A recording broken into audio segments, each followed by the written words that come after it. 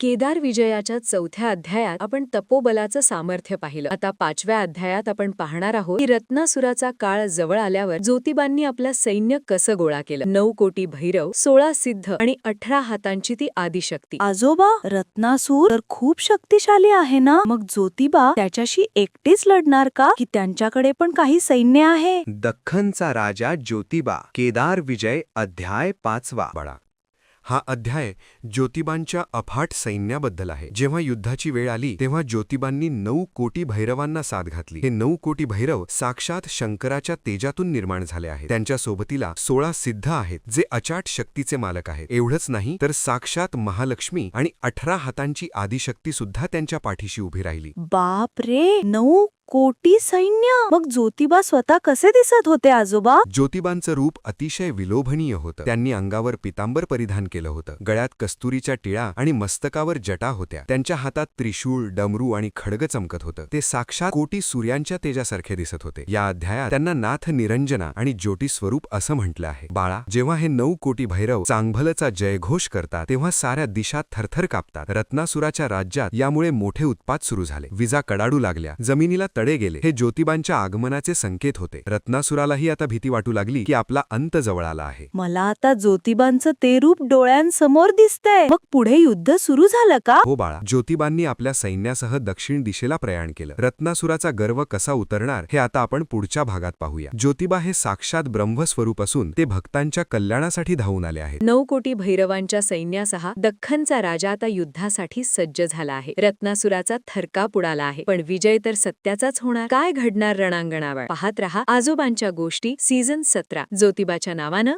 चांगभलं.